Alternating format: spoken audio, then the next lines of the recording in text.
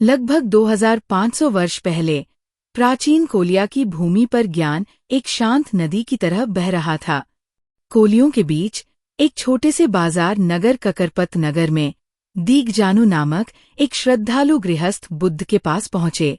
उन्होंने सांसारिक जीवन में सुख और समृद्धि प्राप्त करने का मार्ग जानना चाहा, और तब तथागत ने जो उपदेश दिया वह केवल प्राचीन समय के लिए नहीं था, बल्कि आज भी हमारे जीवन को बदलने की शक्ति रखता है। तो आइए इस यात्रा में हमारे साथ चलें, जहां हम जानेंगे कि बुद्ध के अमूल्य वचन कैसे हमारे जीवन को बेहतर बना सकते हैं। ये मैंने सुना है, एक बार भगवान बुद्ध कोलियों के बीच ककरपत नगर निवास कर रहे थे। चारों ओर शांति थी, परंतु लोगों के मन में सांसारिक उलझनों की हलचल बनी रहती थी। इसी नगर का एक युवक दीगजानु, जो कोलिय वंश का था, मन में कई प्रश्न लिए भगवान बुद्ध के पास आया। जैसे ही वो भगवान बुद्ध के समक्ष पहुंचा, उसकी आंखों में श्रद्धा झलक रही थी। उसने सिर झुकाकर उनके चरणों में प्रणाम किया और उनके सामने बैठ गया। कुछ क्षणों तक वह मौन रहा, फिर धीरे धीरे उसने अपनी जिज्ञासा प्रकट की। भगवन, हम गृहस्थ लोग सांसारिक सुखों का आनंद लेते हैं। हमारे परिवार है, हम अपने पत्नी बच्चों के साथ जीवन व्यतीत करते हैं। हम सुगंधित चंदन का उपयोग करते हैं, पुष्पमालाएं पहनते हैं, इत्र और सुगंधित द्रव्यों से अलंकृत होते हैं। हम सोने चांदी का उपयोग करते हैं, व्यापार करते हैं, धन कमाते हैं। लेकिन इस सब के बीच भी हमारे हृदय में एक शंका बनी रहती है, क्या हम सही मार्ग पर हैं? हे भगवन, हमें ऐसा धर्म उपदेश दीजिए जो हमें न केवल इस जीवन में बल्कि भविष्य के जीवन में भी सुख और कल्याण प्रदान करे। भगवान बुद्ध ने मुस्कुराकर उसकी ओर देखा। उनके नेत्रों में गहरी करुणा थी। वे समझ सकते थे कि ये प्रश्न केवल दीगजानु का नहीं था, ये हर गृहस्थ के मन में उठने वाला प्रश्न था। दीगजानु, भगवान बुद्ध ने कोमल स्वर में कहा, गृहस्थ के लिए सुख और समृद्धि के 4 आधार होते हैं। यदि इन्हें अपनाया जाए तो ये जीवन भी सुखमय होता है और भविष्य का जीवन भी उज्जवल बनता है। क्या तुम इन्हें सुनना चाहते हो? हाँ, भगवन, दीगजानु ने उत्सुकता से सिर हिलाया।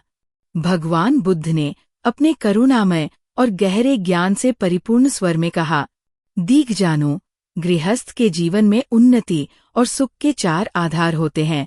वे है उत्थान संपदा, आरक्षा संपदा, कल्याण मित्रता, समाजीविका।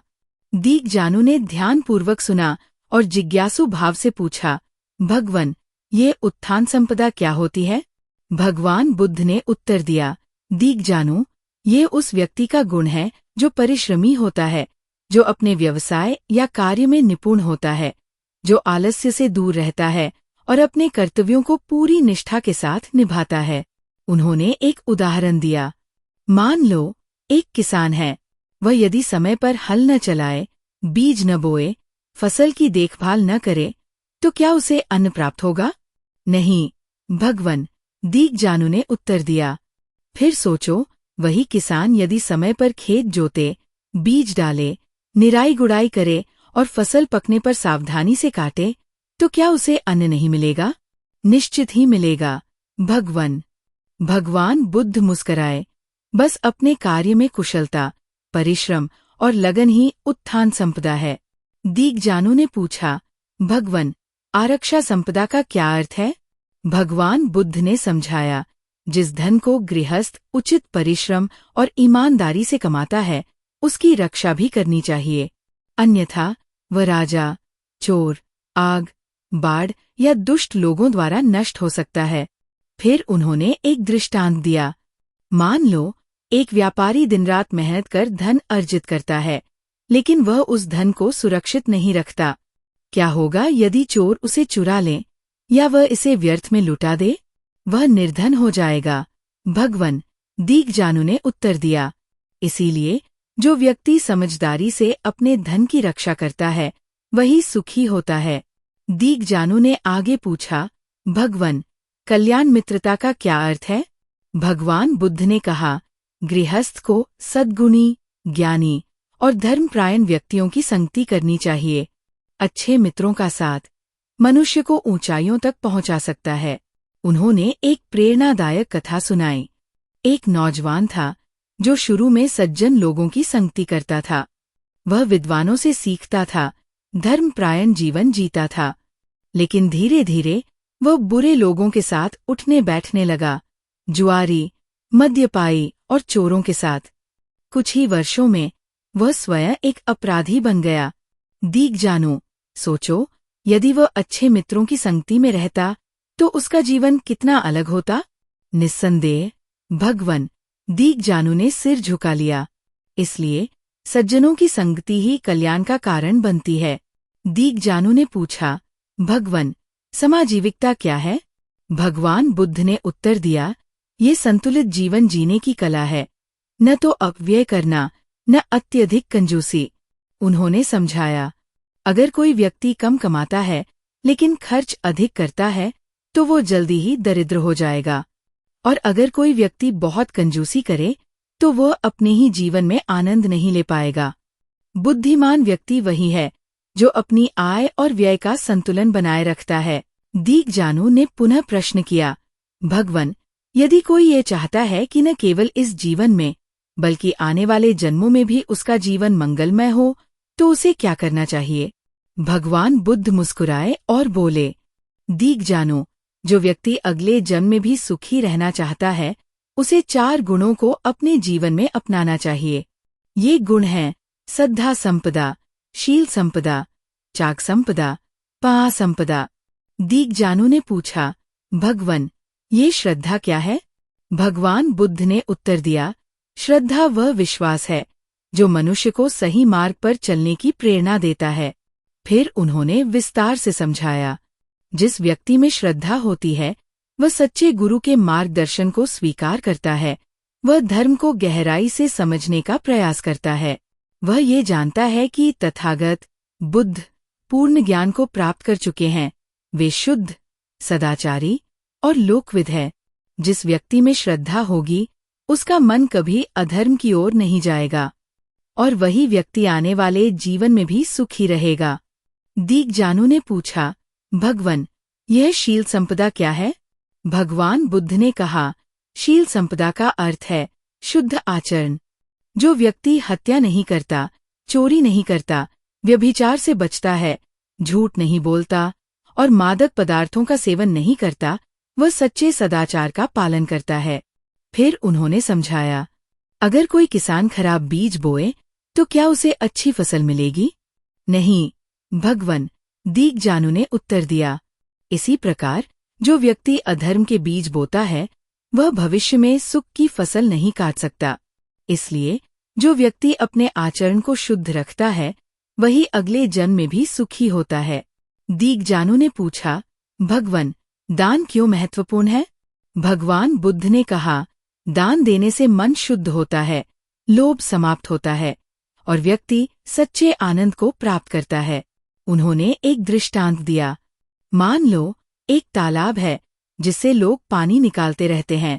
यदि उसमें जलस्रोत खुले रहें तो क्या तालाब सूख जाएगा? नहीं, भगवन, वो भरा रहेगा। इसी प्रकार जो व्यक्ति दान करता है उसके जीवन में सदैव समृद्धि बनी रहती है। इसलिए जो व्यक्ति उदार होता है उसका अगला जीवन भी सुखमय होता है। दीगजानु ने पूछा, भगवन, प्रज्ञा क्या है? भगवान बुद्ध ने उत्तर दिया, प्रज्ञा वह ज्ञान है जो हमें सत्य को समझने में सहायता करता है।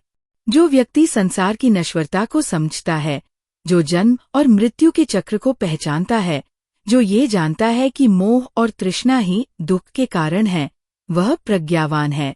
उन्होंने आगे कहा, यदि कोई व्यक्ति अपने शरीर को ही आत्मा समझे और उसके नष्ट होने पर दुखी हो तो क्या वह वास्तव में ज्ञानवान होगा?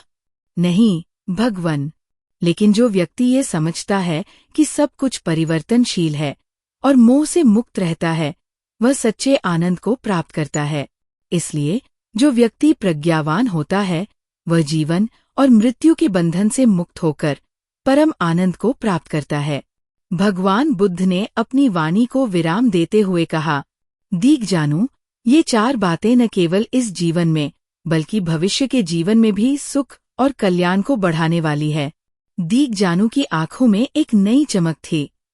उसने पुनः भगवान बुद्ध के चरणों में सिर झुकाया और कहा, भगवान, मैं आपके उपदेश को अपने जीवन में अपनाने का संकल्प लेता हूँ। भगवान बुद्ध ने आशीर्वाद दिया और दीगजानु हर्षित मन से वहां से विदा हुआ। और इस प्रकार बुद्ध ने 4 आधारों को प्रकट किया जो सांसारिक समृद्धि की ओर ले जाते हैं: परिश्रम, सतर्कता, उत्तम मित्रता और संतुलित जीवन। लेकिन उन्होंने इससे भी आगे की बात कही, 4 सद्गुण जो आत्मिक कल्याण और शाश्वत सुख की ओर ले जाते हैं: श्रद्धा, शील, दान और प्रज्ञा। ये उपदेश न केवल प्राचीन कोलिया के लिए थे, बल्कि आज भी उतने ही प्रासंगिक है। इस तेजी से भागती दुनिया में हमें ठहरकर चिंतन करने की आवश्यकता है, ताकि हम सांसारिक और आध्यात्मिक दोनों रूपों में संतुलन पा सकें। ककरपत नगर, जो आज नेपाल के लुम्बिनी प्रदेश के सरावल गांव पालिका में स्थित है, यही वो भूमि थी जहां भगवान बुद्ध ने गृहस्थ जीवन के कल्याण और मोक्ष की राह दिखाई थी। यदि आपको इन शिक्षाओं में ज्ञान की झलक मिली, तो कृपया इस वीडियो को लाइक करें, साझा करें और हमारे चैनल को सब्सक्राइब करें, ताकि हम आपके लिए और भी ऐसे प्रेरणादायक उपदेश ला सकें। अगले वीडियो तक ध्यानपूर्ण रहें, प्रेरित रहें।